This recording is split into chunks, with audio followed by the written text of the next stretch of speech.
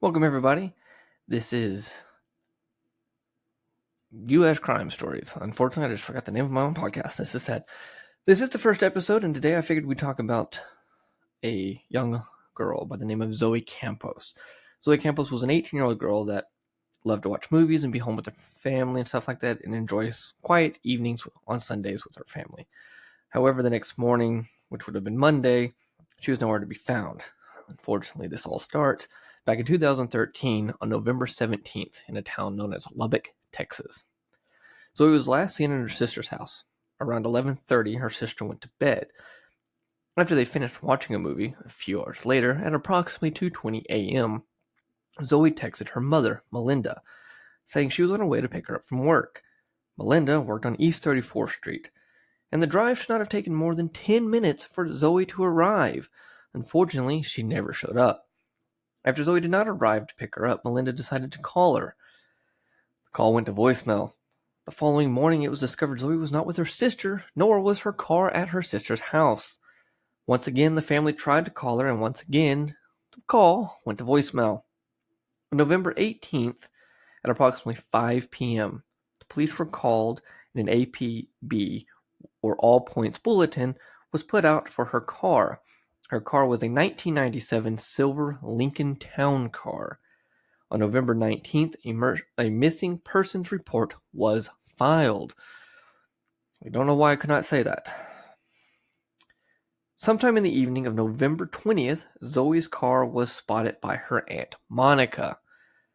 She did the one thing I recommend not doing, but she pulled up beside the car to see who was driving it.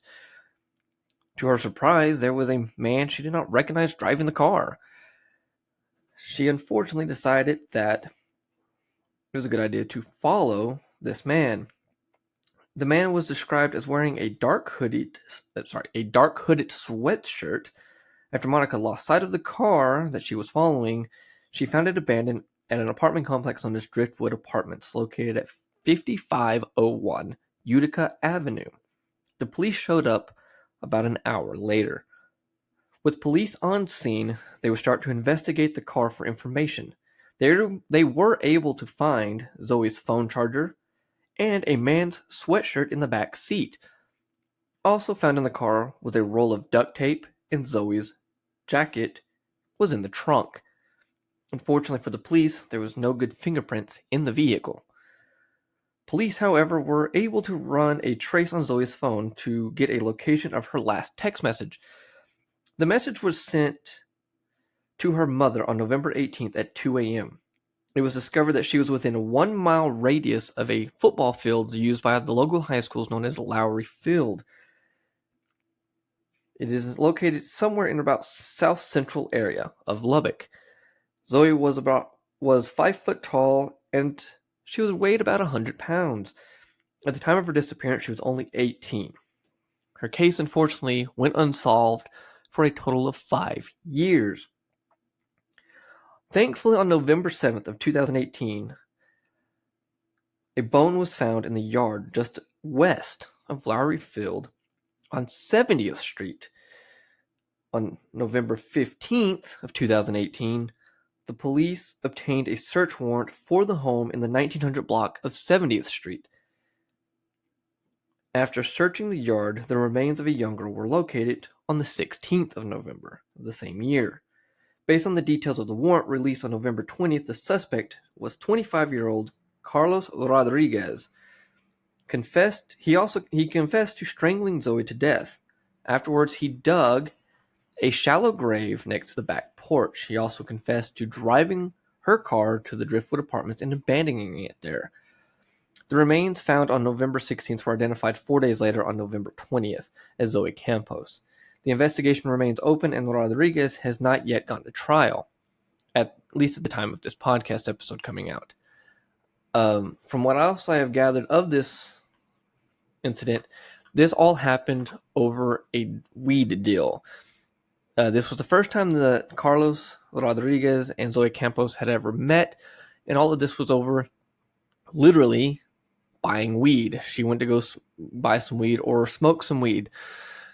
This is why it is very important to be aware of your surroundings, and I find it to be very important that you make sure you know who you're dealing with, and if you are meeting somebody new for the first time, regardless of the circumstances, it's always good to let people know where you are and probably have somebody with you.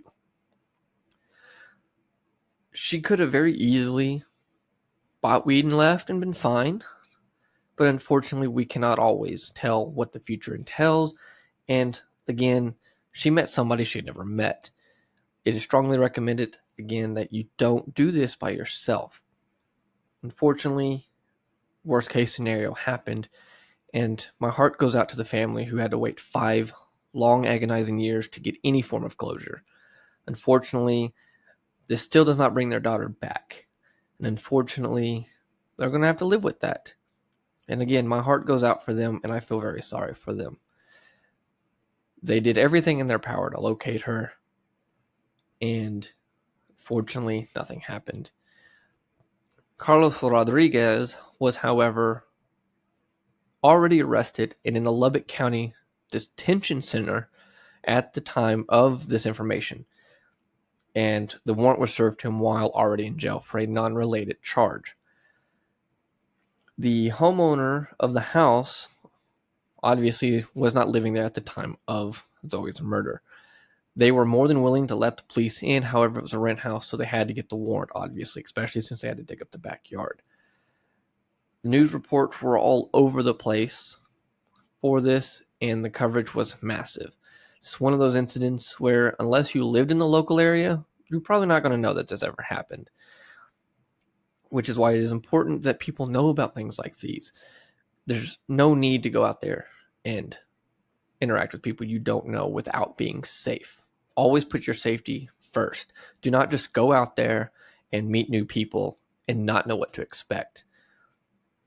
But that is all I have for you today. This is the first episode. I hope you enjoyed it. If there's anything you think I could do better, please let me know. You can contact me at uscrimestories@gmail.com. You can also follow my Instagram page, which is US Crime Stories, I believe. I just created it right before doing this, so I'm not 100% sure. But it will be the same logo as you find here. If you're able to give me a 5-star rating on whatever platform you're listening to this on, please do so. Leave a comment, like, and follow, please. It really helps me out. It's really going to help me out for sure. Also, I would love any information that y'all have on anything that's happened in your area that I may not be able to look up very easily or get a whole lot of details on. So if you have anything that you think is good for me to read out onto this podcast, I would be more than happy to do so. So thank you for joining me today on this first episode. We're going to work on things. I know it's a little bit short. We're going to change it up a little bit, maybe do a couple more stories next time. Again, the podcast comes out every other Thursday, and I will see you next time.